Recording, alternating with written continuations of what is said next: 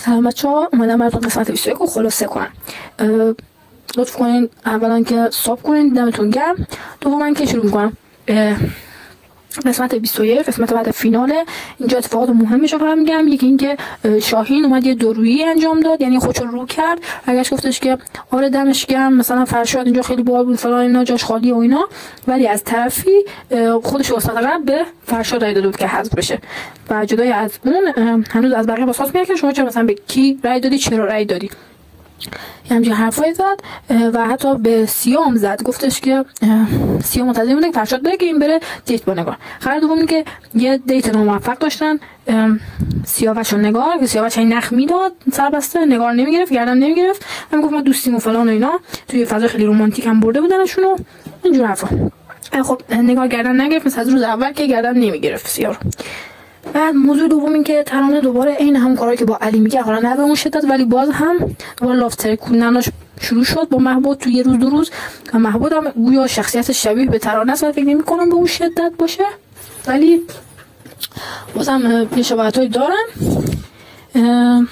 جدا از اون بریم سراغ یه نقشه‌ای که ترانه کشید که گفتش آره نه همه رو منن و فلان و اینا، نگارم به من حسودی میکنه، تو بیا یه کار کن، یه نخ یه چیزی بده به نگار، بعد مثلا بیا پوشو خالی کن، بگو آره تو شده به من نگاه می‌کنی تو فلان و اینا، چرا من نخ میدی، من صحاب دارم. محبودم خوشش اومد، با کله رفت توش، گفت اوکی فلان و اینا.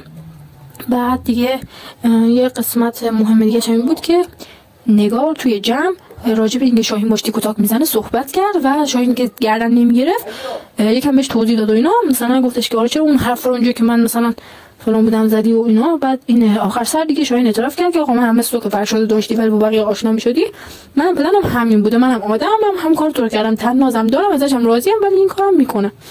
بعد نشون داد که یه سکانسی هم تناز داشت با پریسا صحبت می‌کرد، گفت که آره من از این رفتارهای شاهین خوشم نمیاد، ولی خب چون که تنها حس زیادی که الان مشابه این باشه که من تجربه کردم و با مامان تجربه کردم، مامانم بگیری میگه آره دوست دارم فلان و اینا، مثلا به دختری که دختر خوشگله من ناراحت میشم. و بعدش گفتش که آره مثلا من الان شاهین به یکی دیگه نگاه میکنه واقعا اذیت میشم و اینا، ولی خب به خاطر این بالا بودنم نمیتونم برم بهش بگم که آقا این کارو نکن، من خوشم نمیاد، بعد تو دلم حس بد ایجاد. بعد موضوع مهم دیگه انتخاب شدن صابخونه بود که میلاد صابخونه شد و همونطوری که امیرحسین ماهرخ به عنوان دستیار انتخاب کرد، میلادم سفدار انتخاب کرد که فکر می‌کنم یه علتی داره. حالا بالاخره یکم هرسش در اومد سر اون قضیه که امیرحسین خیلی صمیمی برخورد می‌کرد با ماهرخ، نظرم هم علتش انتقام گرفتن. حالا میریم جلو میبینیم. بعد موضوع دیگه اینکه سیاوش یه چراغی هم به تناز داد، یعنی مثلا جلو پرستو خانم برش گفت من تایپم تنازه، حالا من نمی‌قدر که محبت میکنه و فلان و اینا، من جنبشو ندارم که شاید گفت من جنبشو دارم، گفت ولی من نمیخوام کاپلشون رو خراب کنم، کاپل خوبی ان. بعد پرستو گفت کاپل نبودن، گفتش که چراغ که هیچ نور افکن مینداختم و نمیدونم پروژکتور مینداختم و اینا. بعد موضوع مهم دیگه مثل اینکه دکتر یه چراغی داده به پیکسی، چون بهش گفته بعد چای بریزم و اینجور حرفا و نمیدونم، گفته من فکر کردم تو خیلی دختر شر و شیطونی هستی ولی الان خیلی شخصیتت متفاوته و این حرفا. و یکی دیگه اینکه بینشون هم تقریبا میشه گفت ماهرخ درست کرد، یعنی ماهرخ گفتش که به این خاطر پریسا از شما دوری کرده با اینکه از شما خوشش اومده که شما فکر کرده چون یه سری شوخی کردن راجع به چند همسری و اینا و چند بار تکرارش کردین فکر کرده که واقعیه که شما با همین شوخی دارین خودتون نشون میدین. بعد در کل ماهرخ قبل از اینکه اینا رو بگه قبلش داشت راجع به خودش صحبت می‌کرد. من حس می‌کنم خیلی ریز داشت شخصیت خودش رو برای دکتر توضیح میداد که اینا تو قسمت‌های بعد مشخص میشه.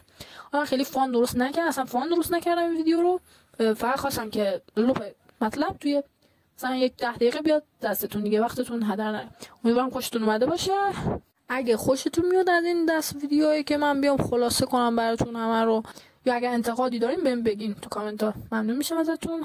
اینکه لطفا من حمایت کنین، من تازه شروع کردم، دوست دارم که بیشتر و بهتر براتون محتوای فان یا مثلا حالا جذاب یا هر جور که سلیقه شما هست براتون بذارم. دمتون گرم. خدافظ.